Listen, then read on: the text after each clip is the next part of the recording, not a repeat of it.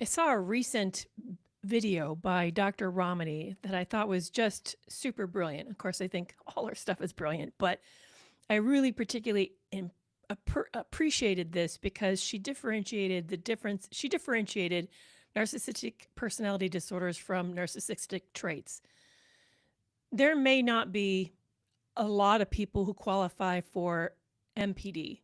The government statistics rate rank at about 5 or 7% of the population, but a lot of the population has personality traits. And this can cause a lot of problems when you're in a relationship with somebody with these traits.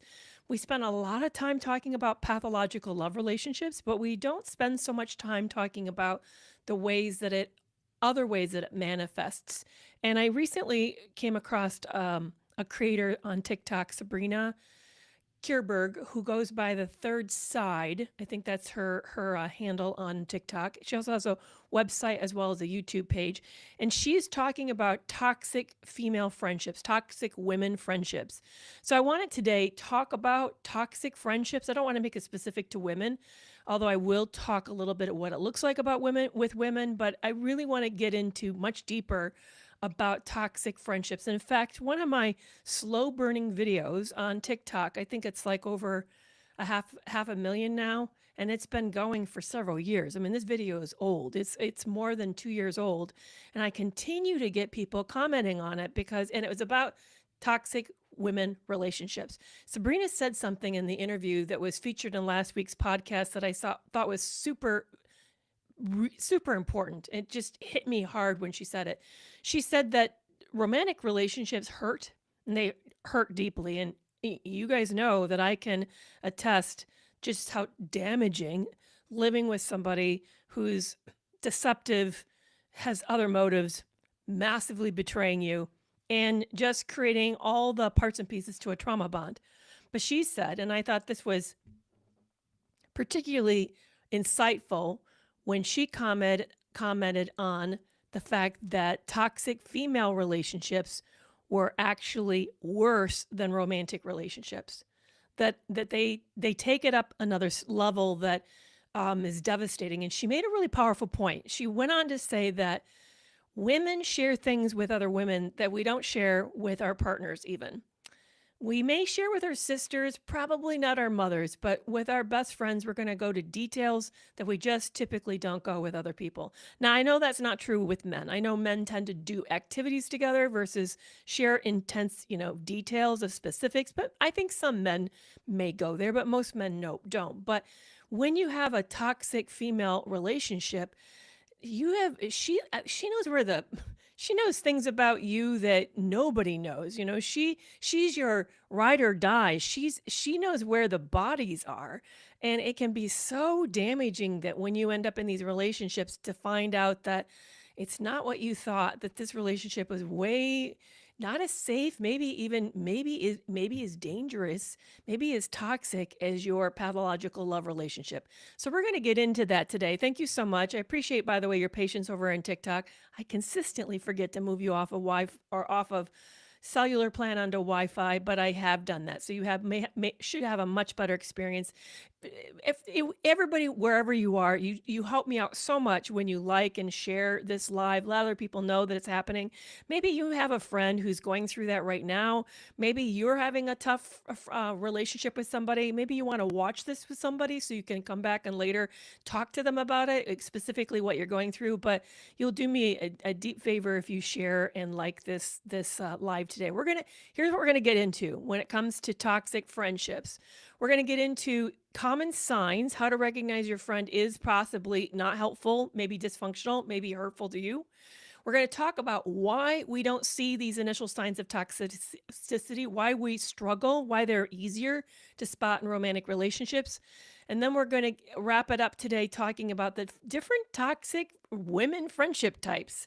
Because I had kind of fun with Sabrina talking about, the mean girl. We have a movie about that, but she's not the only one out there. There's other toxic mashups that we get into that are really, really deadly. So maybe you know a few that I don't know, and you can share them, enlighten them to me. But I deeply appreciate that. So let's first dive into the common signs that you have a bad friend.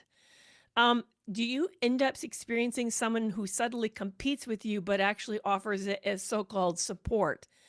She'll say things like, it has a little back and jab to it. She'll say, like, you're really pretty for your age, or it's really great, even though that's not something you've had experience doing before, or that's not where you got your education. She'll do something that kind of like, or you're really great at this for somebody who's so clumsy like you are. There's be some little backhanded kind of thing that she'll add or he'll add as a way to kind of one up themselves while also supposedly complimenting you. So really pay attention to that. And I know men do this as just as much as women. I think they often will kind of put each other down using gender specific slurs to each other. You're not bad for an old man or something like that. But both men and women will do this subtle competition, but it's actually disguised as support when it really isn't support at all. Number two is that get jealous when you succeed. So you end up finding out that you just don't feel safe sharing what's happening in your life because you know that if you do, it's going to cause problems, that there's going to be resentment that it's gone well for you. So you start to find yourself curating what you actually say so that you don't trigger this person's innate feelings of risk and insecurities. I know that I have been in positions in my life where I've had something really exciting happen and I want to share it with somebody, but I've actually found myself saying to myself, don't share it with so-and-so because, all that's going to do is kick up insecurities and that's not going to play well for you. So you just go quiet, you change the subject, but you know what will happen when they succeed? They will be coming to you to crow about it and they will expect you to be their biggest cheerleader. And you often are. You often are really the good sport who is just so happy for them when it happens. And even though you don't have that same sort of freedom and the same sort of safety. But notice that there's this jealousy when you succeed. Number three, there's criticism that's masked as honesty. You may have caught the story where I shared with somebody who called me up to let me know that I was talking way too much about that toxic relationship. And she had introduced me to her friend group and had said that her friend group was to the point of getting so weary with me that they're about ready to call me out. So she was letting me know that this was happening too much and it was for my own good, that she had my back and wanted me to know that I needed to really tone it down. And that, by the way, she added, which I thought was a really painful caveat, that everybody has bad relationships, that my bad relationship was nothing particularly unusual. Now, those of you who know my story know that it was highly unusual. And here's the other thing. I never felt safe enough to get into the nitty-gritties of it with her because I just didn't trust her with it. And so she wasn't hearing all the bad details in the past. In fact, I had dated someone around that time and all I had said about the relationship was that it had been a bad relationship. And when we were breaking up, I told him a bit more about how bad it was. And he said, well, I didn't realize it was that bad. Well, yeah, but you never asked either. So watch out for somebody who says something about you or points out a flaw, but does it because they think they're doing it for your good. And really what it's doing, it's cutting you down more than it's actually building you up. And it's another way for just to let them know how much a top dog they are to you and that you don't hold a candle to them. Number four is they withhold affection or support as punishment. So whenever you disagree or you set a boundary or there's been a conflict, something's happened between the two of you, this person's going to actually disappear so that you end up feeling the withdrawal. And it's more than the fact that they need time to process. Granted, that everybody needs time to process. That's natural. But this was to make a point. This person wanted to let you know that what you did by doing what you did was unacceptable, and they want you to feel the consequences of their upsetness with whatever consequence or boundary or disagreement that you had. Number five, everything is about this individual. Every story that you tell ends up being a story that they then co-opt and do it bigger and better, so that you often walk away from these conversations feeling really invisible. I have somebody that I know that is like an in-law that everything this person has done is bigger and grander. He's owned the bigger one. He's had the better one. I mean, if you get a new car, he's had a better new car. If you go on a big trip, then you have to hear about how fantastic their last trip was. It's always a one-upmanship. You're never going to come out ahead. Thank you so much for that gift, by the way. I really appreciate that. So you always end up feeling like you're almost regretful that you brought the topic up, because being outshined like that, not only do you not get to celebrate or share whatever's happening in your life, so there's no validation or acknowledgement or feeling seen, but you end up feeling smaller because they have to make sure that they show you how much you're not like them, how much better than they are. And it always becomes their show. Everything that happens becomes their show. They recenter it on you. Number 6 is they gossip about other people. Here's one I really want you guys to watch out for. I once was lost watching Lynn Strathy, the Echo Chamber or Echo Chamber 2024 on Instagram, talk about this, about how she will not befriend anybody who gossips about other people. Now, let me make a differentiation. Everyone needs a safe spot to talk about tough stuff, but it needs to be a person that you pick that has nothing to do with that other friend circle. So if you're having problems at work, your best friend that you share about the problems at work better not work at that workplace. That's too close. And that person you're going to end up triangulating even if you didn't mean to. You need to find somebody who's outside of it, who's unrelated, who's going to be able to listen, first of all, neutrally, who's also going to be clearly on your side, because, I mean, neutrally, like they're not invested in the outcome. That's what I mean. Person who's clearly on your side and cares about what happens to you, and a person who just doesn't have any skin in that game. So it's good to have that person or a few people, but gossips are people who just love to share the stuff that are not so good about other people. It's a sort of, they act really nice to this person's face, but then you know what they say about them behind that person's back. Here's the thing. You may think that you're exempt, that somehow that relationship that you have with this individual who's doing this is better or is somehow protected from this practice. Trust me, you're not. They are doing the exact same thing to you. Exact same thing. I just recently found out that happened in one of my situations, that the things that were being said that weren't so nice about other people, that there were equally not so nice things being said about me. So do not assume that you have somehow get out of jail card free with this individual, because you do not. And what you're seeing with them is if they're gossiping and putting down and making jokes at other people's expenses, they're also doing it at yours. Number 7, emotional manipulation. They often will use guilt, martyrdom, or victimhood to get their ways. And they're very good at whatever happens to flip it in order for you to make you to feel bad about them. So say, for example, you guys have a conflict, something goes wrong. Maybe you got your feelings hurt. You go back to this individual and you say, hey, what you said really caught hard and I found it uncomfortable. And obviously you and I have an issue. Should we work it out between the two of us? And next thing you know, you're hearing about how you hurt their feelings, bringing it up, and how everything they can't do anything right. And they find you so challenging because you're super sensitive, and that it always seems to, somehow that you think you're better than them. In fact, I just had somebody tell me that this week, that every conversation they have with somebody in their life turns into this sort of, it doesn't get to address the issue. What it becomes is how the person makes them feel bringing issues up. And so as a result, you never get any conflict resolution. So that's one big problem. But it also is a really great way to make this person sort of the chronic victim, so that you feel like you can't even show up without somehow crossing one of this person's lines and hurting them or injuring them. I want you to know that when you see this, you're actually seeing how fragile this person's identity is. This is not a very healthy person.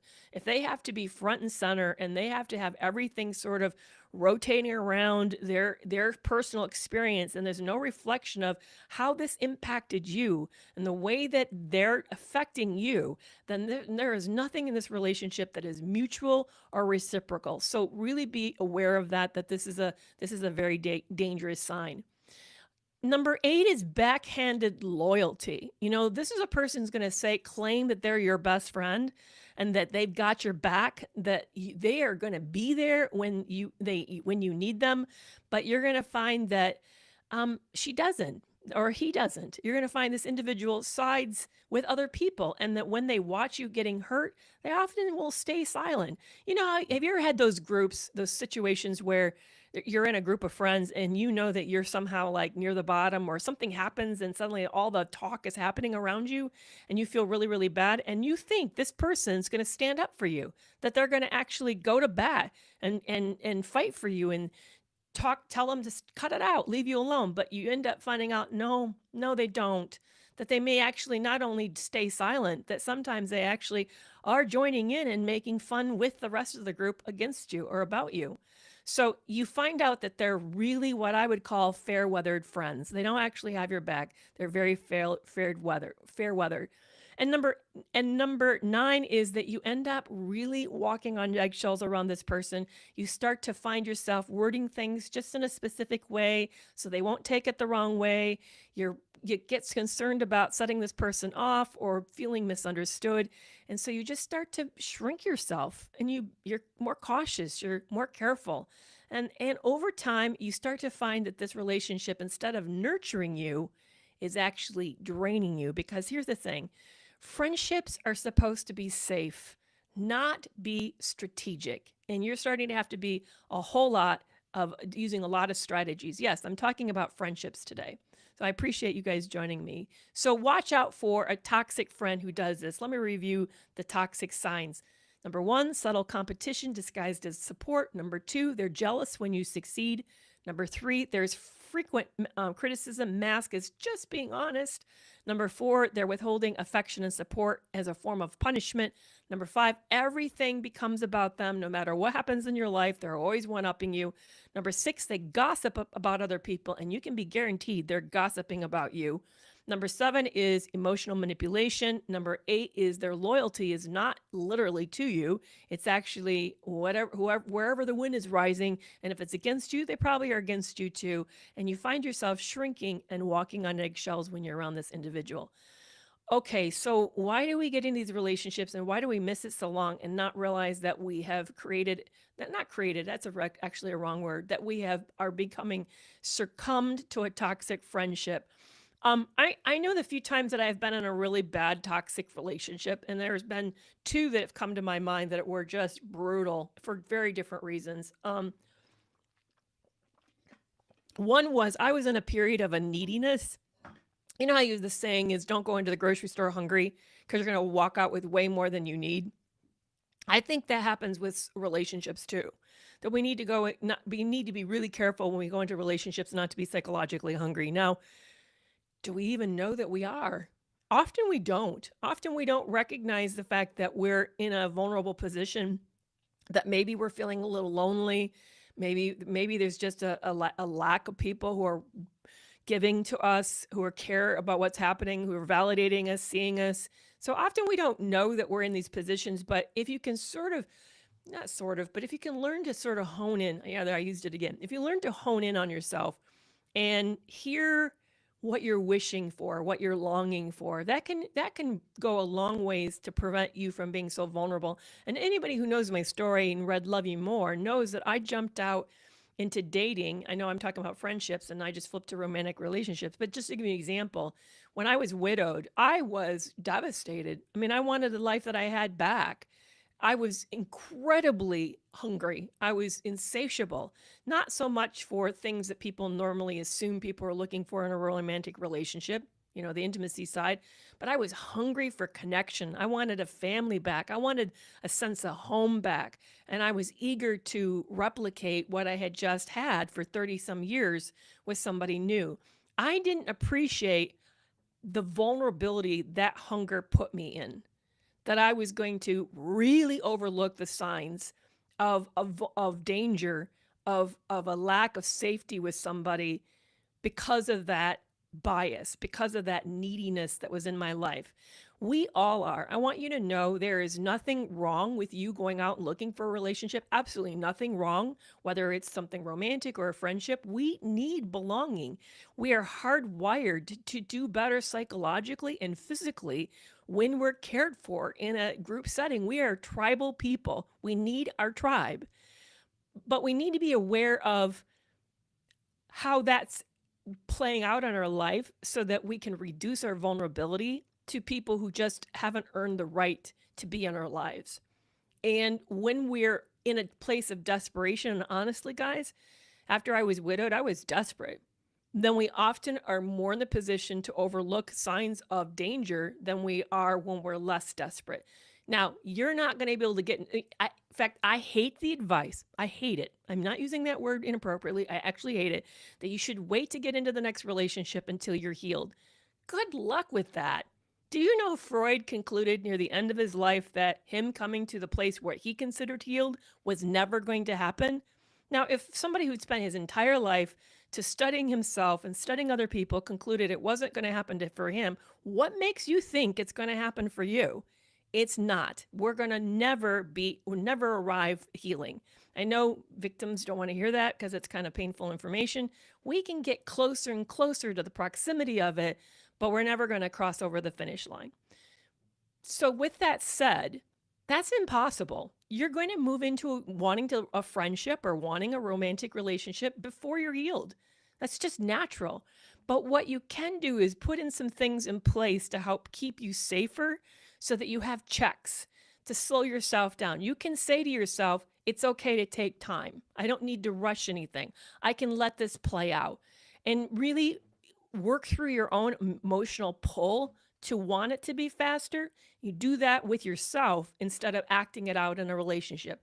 That's what I didn't do when I met my toxic second husband. I rushed it. I knew I was rushing it. I was aware that I was really rushing things way faster than I should have. And boy, did I live to regret that. And anytime that I have had a toxic relationship, I'll tell you, it's because I've rushed it. I've rushed it. I'm thinking of the 2 friendships that I had, and both times I was in a pretty needy position and I rushed it. The first time was I hadn't had a friendship in a long time and I was really lonely. I was really looking for somebody to connect with. And so when this person offered what seemed to be an incredible experience, I was really game for it. And that ended up being just a tricky, sticky situation. And then when I first moved to Austin and I knew no one here about 6 years ago, I met somebody out at the pool. And again, I just hit it off with this individual and thought we had a lot in common. And boy, did I, a year later, deeply regretted because I ended up, as I described in that video, a nasty phone call where she basically kind of implied that she would have let me have catastrophic events in an ER if she would ever the triage nurse in charge because of the way she disapproved of my lifestyle, which, by the way, I happen to know a little bit about her lifestyle, and she was way more out there. Actually, it was a projection because my lifestyle was pretty tame and quiet compared to hers, but for whatever reason, she judged me harshly and was saying the most horrific, awful things. So here are the reasons we miss the initial sign of toxicity. And I'd love to know which one of these really hit you. There's 6 of them. So which one of these are the ones that you're struggling with or maybe have struggled with? Number 1 is the trauma imprinting or what's familiar. Because some of us, not all of us, a third of us who've been in a narcissistic relationship has had problems in childhood or previous trauma experience. I want you to hear that again. Because a lot of people assume that if you've been in a traumatic or difficult narcissistic relationship, that means you have a history of that. No, it does not. It does not mean you have a history of that. That was proven in Sandra Brown's massive research project with Purdue University in 2014, where out of 600 pathological relationships, only 1/3 had a difficult childhood or had previous trauma. Only 1/3. The rest of them had never been in a toxic relationship before. But for those of us, and I'm included in that third, have had traumatic experiences before, we end up finding toxic traits feels familiar. It feels like something we've been with around before, and we sense a connection despite the chaos. So you kind of naturally gravitate to familiarity. Just like, for example, you do something new. Right now, I've joined Meetup and I'm trying to get the courage up to go up and do something out there in one of the new interests that I have. But you know why I don't? Because it's not familiar and I don't have a comfort level. Or take it, this is another great example. You want to start going to the gym. You've never been to this gym before. That first time or two after you sign up, it's hard walking in. It does not feel, you don't know where things are at. You feel a little bit like a fish out of water. You think you stand out. You feel super awkward. You wonder who's watching you. So that's what it's like. You have to, it's not something you know. A healthy relationship is not very familiar. You don't quite know the rules or the dynamics. So it's not that you want it. It just is something you know. And because it's something you know, you naturally want to move in that direction. It's just sort of an unconscious thing that happens for all of us. It's not anything that to be harsh or cruel or negative or critical about a person for the having that happen. It's just something that typically happens. But if you're aware of it, just like me saying to myself, you can go to a meetup, you can go and be awkward that first time or two, and you know after you do it and you get used to it, it's going to start to feel more familiar to you too. So in the beginning, we just are going to find healthier relationships feel awkward or strange, probably kind of boring and too quiet. They may feel a little slow, and you may struggle to sort of like struggle to say, is this even good? I don't know if it's good because I don't feel all the butterflies that I typically feel. Because here's the thing. Chances are the butterflies you were feeling before was actually nerves. It was actually your fight or flight system that you misread as excitement when really it was a warning. Just a note. Pay attention to that sometimes that fight or flight excitement that we feel in the beginning of a new relationship really isn't excitement. It's actually fear that we're not recognizing. Number 2 is initially toxic people are incredibly charming. And that way that they idealize us is like, you're going to be my best friend ever. I've never met anybody like you, or I want to see you again right away. It's so intoxicating to want to be wanted. It really is. So just like there's love bombing in a pathological love relationship, there's love bombing that happens in friendships as well. So if you start to feel like your relationship is fast tracking, it's probably too fast. You need to slow down, and probably there's something kind of this is a warning sign to just start to like tune in, pay more attention. Remember, charm is a verb.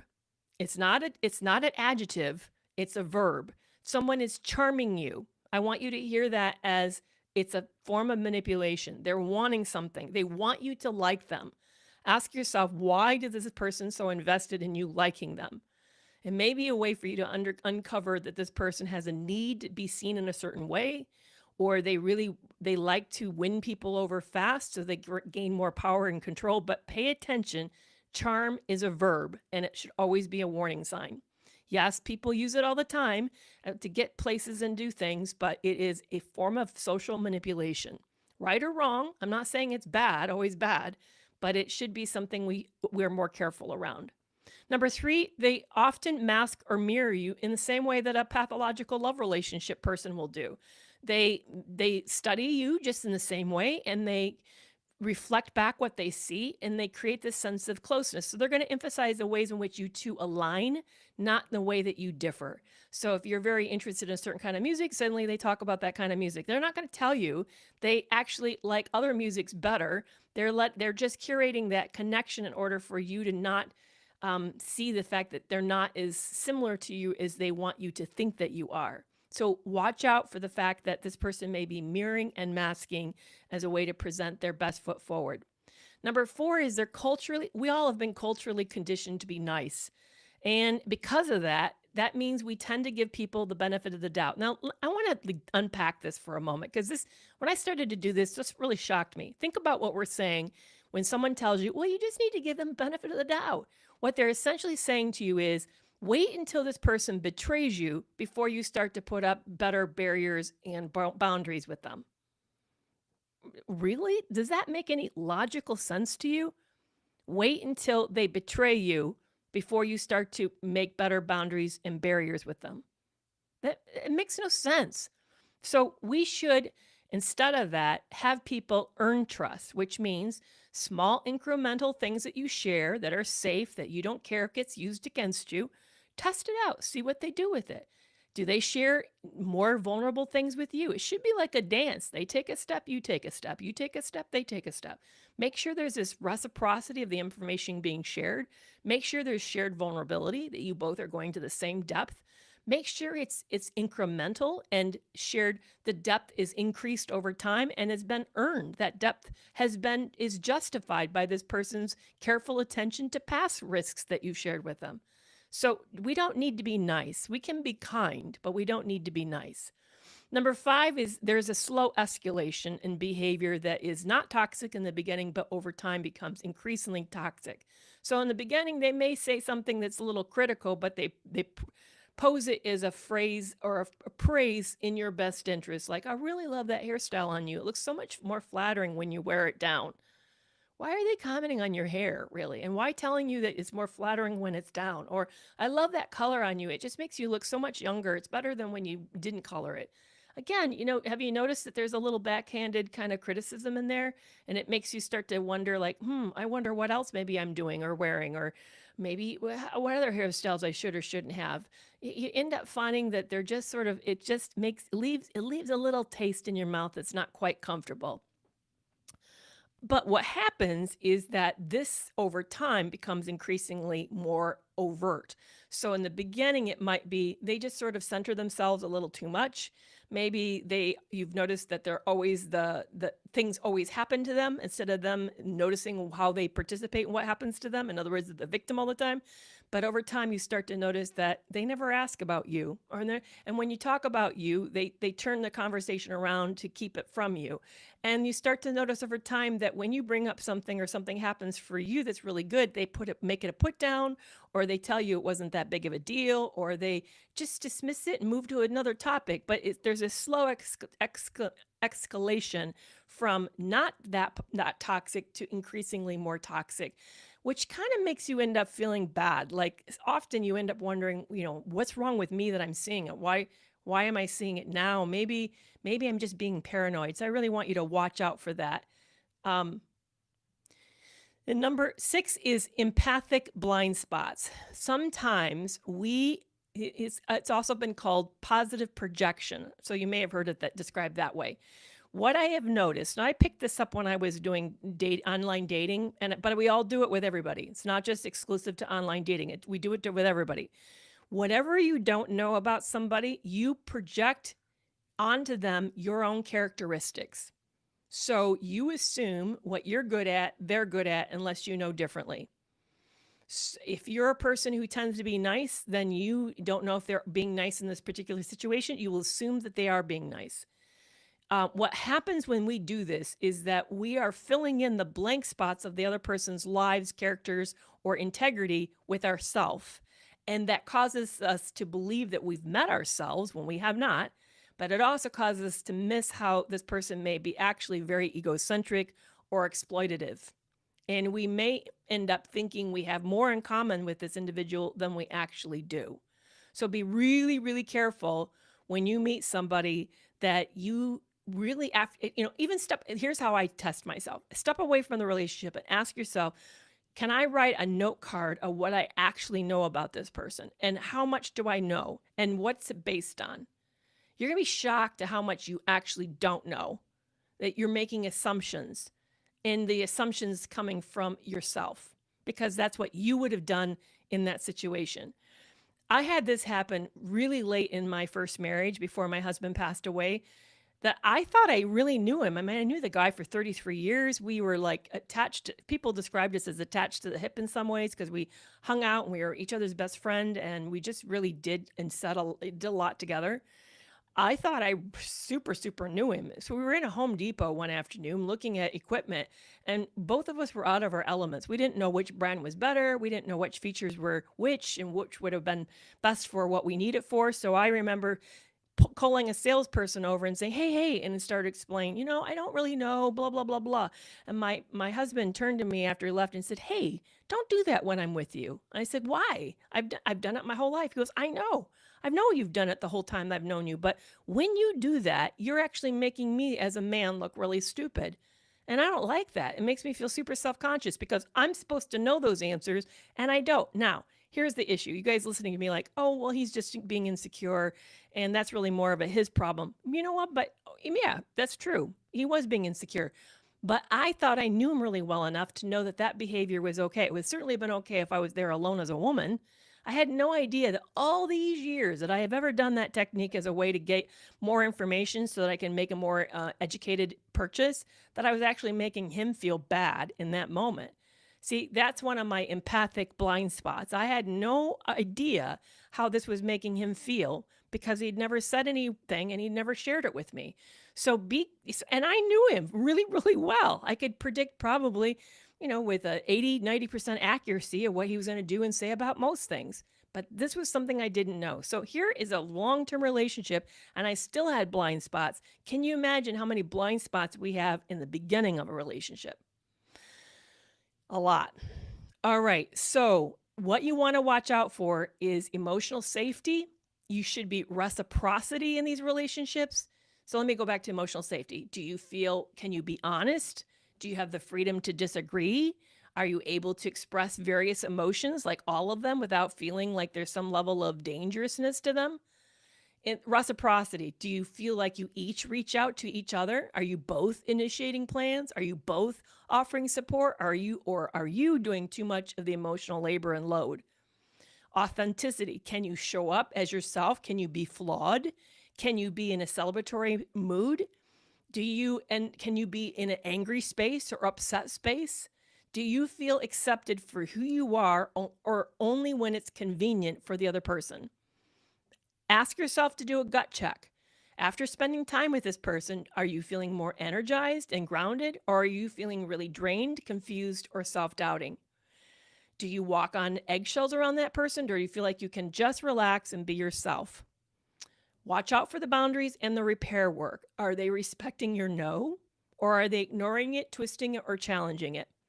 And when there's something that goes wrong between you and that other person, do they seek to repair it with you and show mutual understanding, or does it become a form of the blame game? And is there consistency? Do their words match their actions and their actions match their words? Can you count on them, or is there all sorts of levels of unpredictability and mixed signals in this relationship? So those are the ways that you can know that you've got a healthy friendship. Now, the hard truth is, guys, you probably don't have a lot. I have a feeling there are not that many healthy people to have that many healthy relationships. So if you look at yourself and say, wow, what's wrong with me? A lot of my relationships wouldn't pass this test. They wouldn't pass those questions.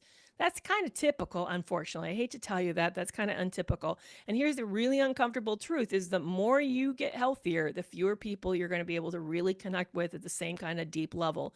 So count those that really are your true ride or dies as blessed, because that is something to be very, very grateful for. Very grateful.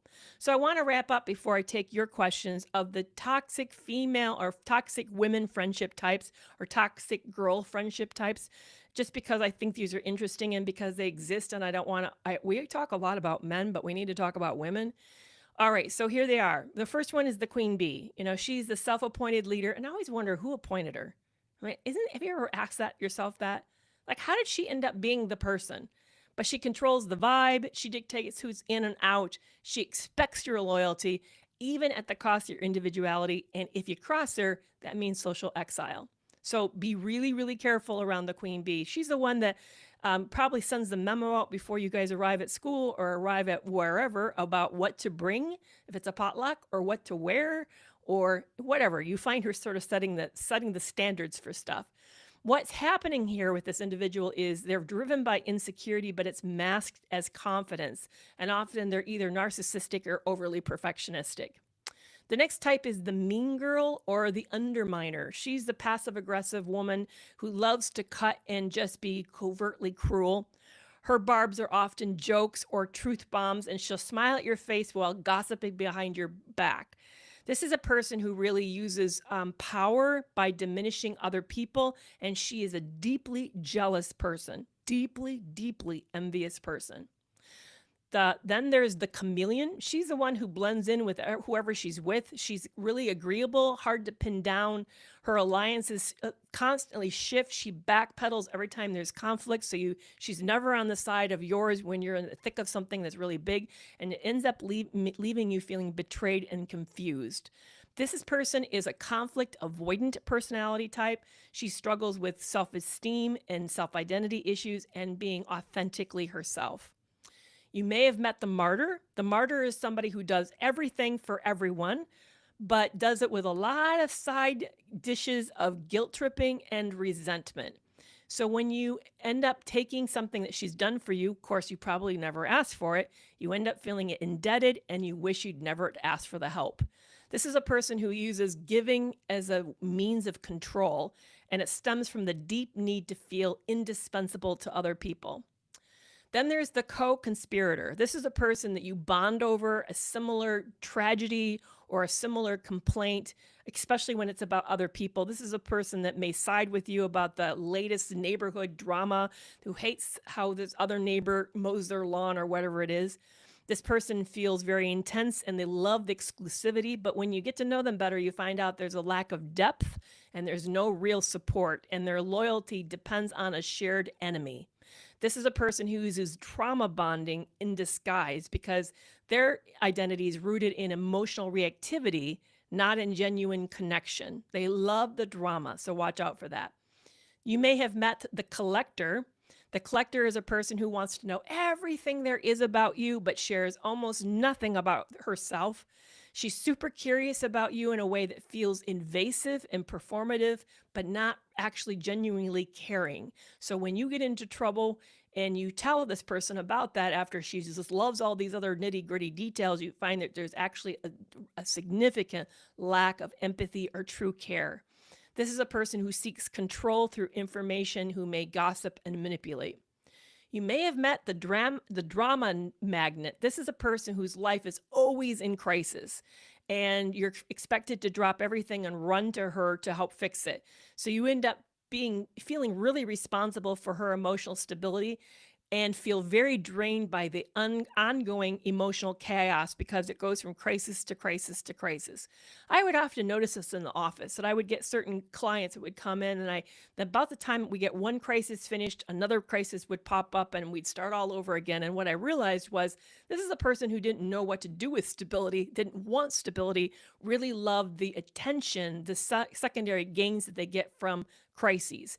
They often come off as quite emotionally dysregulated, and they really struggle to self-soothe, but they also like the attention of the crises. It kind of keeps them front and center in the world. You may have met, and this is the last type that I'm going to cover today, the frenemy. This is a person who is hot and cold. They uplift you one moment and then they're critical the next, and you never know what version you're going to get of this person, and you find yourself questioning yourself a lot around this individual. This is, again, another often a narcissistic or emotionally immature person, and they like to keep other people off balance as a way to maintain control. So of these types, which type have you met and how have you managed that? I'd love to know what your experience has been. And I'm now going to hop over to take your comments and talk about whatever it is that you guys would like to talk about, what's going on in your life at this moment. I'm trying to pay attention to what is happening over here on the various channels. I haven't looked the whole time, so I'm trying to see how we're doing on them. So it's always interesting to see what topics hit and what topics do not hit. It's always super, super curious. So I want to make sure that I pull up. Oh yeah, Maria, reverse blaming is so common these days, where you bring up an issue and then they flip it and you're bad for bringing the issue up. This is such a common problem that makes it really difficult for you to get any headway because you can't talk about it because of that. So there's a question on YouTube, what's the best way to handle a toxic narcissistic coworker when you're required to deal with them? I think the best thing to do with that is to know that you're going to be required to deal with them, to anticipate, in other words, pick up the patterns. What's their common strategy? How do they like to manipulate you? And see if you can start to spot that so that you can anticipate where your vulnerabilities are going to be around that individual. That can help you get a leg up. View this as like playing, unfortunately, I hate to say this, like playing chess. This is not like checkers. It's not straightforward. This person has an end game, and the degree that you can be aware of the end game really helps you a whole lot in anticipating where you're most vulnerable, and share less with them. Boy, if I had a coworker like that, I wouldn't share my new projects or how well they were going. I'd be super careful about what I let them in on, because information is power and they're going to weaponize that to use it against you. Also, be very, very aware that probably there is a smear campaign going on, and you're not going to be able to stop that. That's not something you can get ahead. Anticipate it, experience, plan to have that happen. That's just something that's going to happen that way. So, just be super aware that that's going to be a dynamic. Yeah, I agree. Somebody said, don't share personal information. I agree. I not only share, don't share, be careful about what professional information you share, but be very careful about what personal information you've shared too. I agree with you. So on TikTok, my partner asks me questions, then throws private information in my face. So now that I don't talk, you are describing beautifully in a sad way. And I took that, that's in your handle, by the way, that helped me think the word beautiful, but you're describing very much so a person who I would consider put in the frenemy category. This does not sound like a partner. It sounds like actually an enemy. If they're storing up ways in which for them to use this against you so that they can harm you with it, that's not a safe individual. That's actually a very dangerous individual. This is a great question. I appreciate this. Not to say all of your questions aren't great. They all are. But this is an interesting question Leanne is asking. How do you determine if someone genuinely cares or is just using you? You'll know over time. I just had an interview. I'm having an upcoming podcast episode with Dr. Les Carter. I tend to have him on every summer. So this will be the third interview he's just gave me. We just taped it yesterday. It was fantastic. It's going to be dropping June 9th, I believe, is the date you get to see it published. But he said the secret to this is a 4-letter word that's spelled T-I-M-E, time. So watch over time what happens with this individual. You'll know. I mean, if it's genuine and you have a rough period of time, they'll show up. If it's genuine and you guys run into a conflict, they're going to be able to be very respectful around that conflict and treat you very well. When there's a difficulty between the two of you, you're going to see them make efforts to make repair. So you'll see that kind of reciprocity and concern. So watch of that. So Jane said on YouTube, I always thought as a frenemy is someone who's officially your enemy, but sometimes you get each other better than anyone else, or you wouldn't have had, and you end up finding you have reluctant respect for them. Yeah, that's true, Jane, but I also think a frenemy is actually a friend who's really an enemy. I think that's why they merged them. This is a person who actually doesn't have your back. They look like they say they have your back, but they don't really actually have your back. So I think it's a both and answer to your comment that both of those are true. So yeah, I think we need to watch out that not everybody who says that they're our friend is actually our friend. So be very, very careful of that. Yeah, thank you so much, Ellie. I really love Dr. Carter too. It was a great interview yesterday. I had 2 great interviews. The other person I interviewed that's coming up, and in fact, this is another reason to join the Toxic Free Relationship Club. I got to meet Michelle Locke. Michelle Locke is a family law attorney and also a sitting judge in Texas. And she gave me the download of what happens in court, what goes wrong with custody and divorce cases, at least in Texas. So that's going to be another upcoming episode is with Locke, Michelle Locke. And Michelle Locke is giving a Q&A, a 90-minute Q&A for the club exclusively. So if you want to have access to be able to ask her your question live, become a club member, because we're going to be only allowing club members to have access to that event. So if you're curious of being able to get to ask her about your top custody question, or what you should do, or how to handle an attorney that you feel has really not got your best interest, you'll want to join at the premier club level of the Toxic Free Relationship Club. That's going to be happening June 10th. We're going to have that event for June 10th, and it's free to every premier level club member. I'm thinking that we may make that a set number, like a maximum lump number. I'm still working on the details about that, but it has been booked. It's going to be 6:30, June 10th, the evening of 6:30 till 8 o'clock Central Standard Time. So I'd love you guys to become a member of the Toxic Free Premier Club level. But yeah, I agree. I think Dr. Carter is amazing, a really amazing person. Oh, so divine. You can go back and watch the other two. They're found on the podcast episodes on both audio as well as on YouTube. So I wonder if you were to search for it, if it would pop up. It might pop up if you searched for it. But yeah. The other thing I've got going, oh, thank you so much for Leslie. I appreciate that. Another thing I got going is I'm going to work with 6 women for 6 weeks through mid-May all the way through June. So if you would like to have an opportunity to work really closely with me, to have not actually literally one-on-one time, but just a small, close-knit group of people where you get a lot of personalized time, please check out the Summer Relationship Reset. It's just going to be for 6 people. A lot of you have been asking to work with me one-on-one, and it's just not the best way that I provide services. So I thought I would provide this group experience for just 6 individuals. It's going to meet for 75 minutes, and we'll meet for 6 weeks. We'll make sure that every person has time to talk about their top issue. And then also we're going to have a WhatsApp group where we talk to each other in between sessions. I'm going to send reflective prompts and challenges to you so that you can get more out of it as you're working on. And my goal is that whatever you come in with at the front of the 6 weeks, that by the end of the 6 weeks, you're in a whole lot better place. So if that's something you're interested in and you sign up before May 7th, you get a bonus free 30-minute one-on-one with me. So yeah, I would love to get to know you better, to really work specifically on your particular issue. I have a feeling these are going to go really fast because for one, I priced it really carefully. I was really cautious and kept my price low. I want to make it a very easy thing for you guys to do.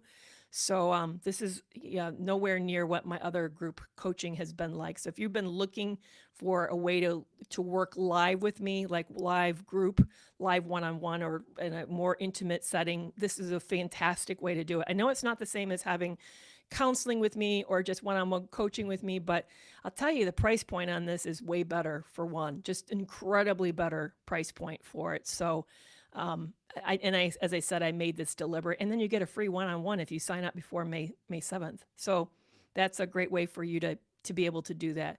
What other questions do you have for me about toxicity or anything? Maybe there's something that you saw on the podcast you'd like to follow up. Is that in Zoom? It's going to be on Google Meets. We're going to be doing it on Google Meets. It'll be Tuesdays. It'll be just before this. So it will be from Tuesdays 2:30 to 3:45, literally just before this.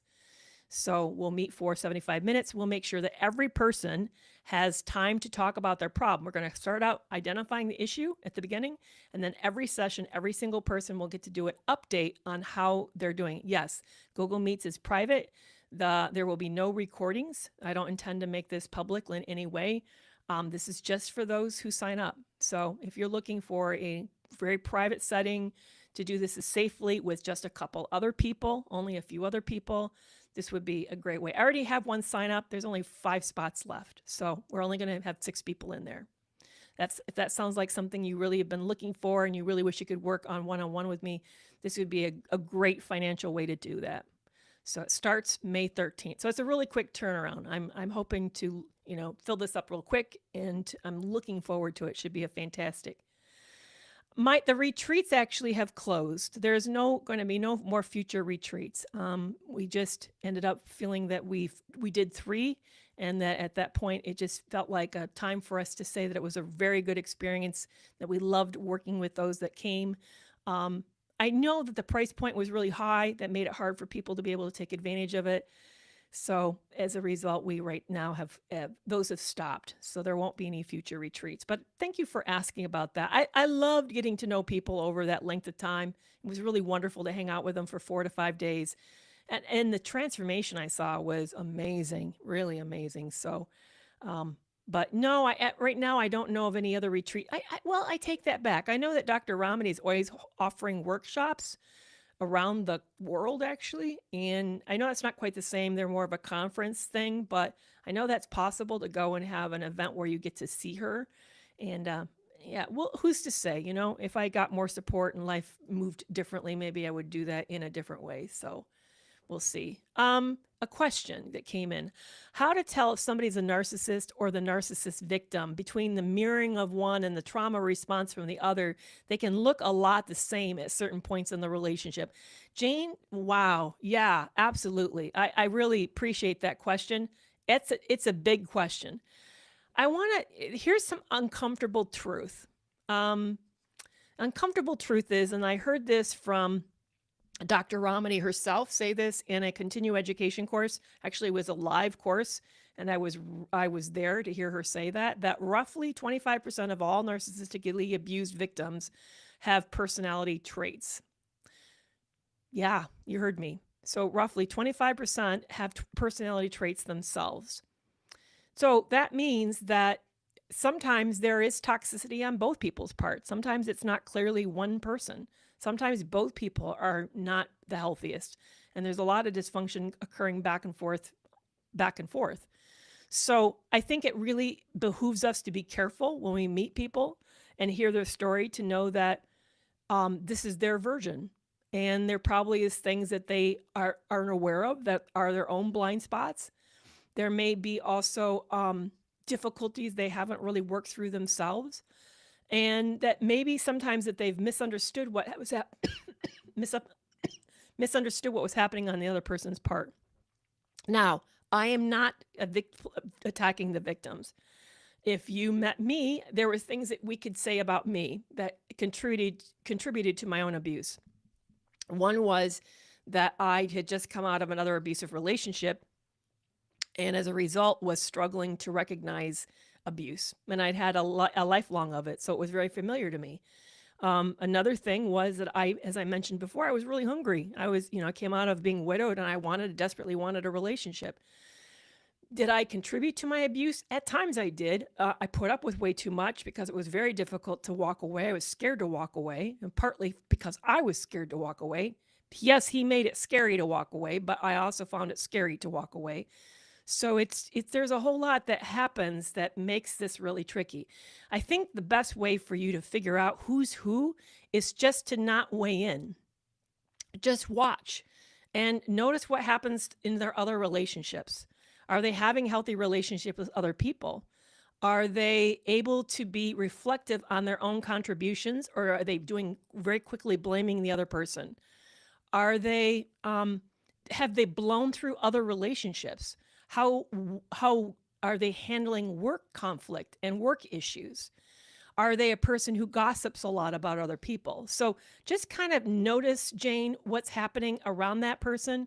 And also realize that because somebody may be normally a pretty functional person doesn't mean they occasionally don't have dysfunction. I think we get into trouble when we try to make things way too black and white. Things are not that black and white. People are not clearly in one camp always and clearly in another camp as well. So you can have things that get a little murky. And I think being aware of the fact that there's murkiness is so helpful, because that's going to put you at less risk when you meet new people. What a great question. I really appreciated that so much. Thank you for that. And it's tricky. I know it's super tricky because I don't really want to in any way to say that it takes two to tango. I know, I do not believe that. I believe that these toxic relationships have been deceptive, that there is often a double life that's being led. This person has wanted to maintain control at the expense of you. So yeah, I don't think it takes two to tango, but I do think it's highly complicated in that nobody is perfect, and that all of us may at times inadvertently add to the toxicity. I didn't realize how I made the abuse work by reacting in the wrong way. Yeah, that's a really great point that you're pointing out, Carol, is that we often don't realize. I know that I made it. I know there are moments in that relationship that if I had responded differently, I would have ended it faster. And I'm thinking about when I found out that he had been betraying me on the honeymoon, and we were going home, and I just found out that he had been cheating now for 3+ more months. I didn't know that there was always cheating. He'd never, I'm sorry, I just hit my mic, never stopped cheating. I didn't know that. I remember going home, and I had the opportunity to say something to my adult son who was living in the home, and I didn't. And I know that if I had, I would have triggered I would have triggered that person's, I would have triggered action as a result of that.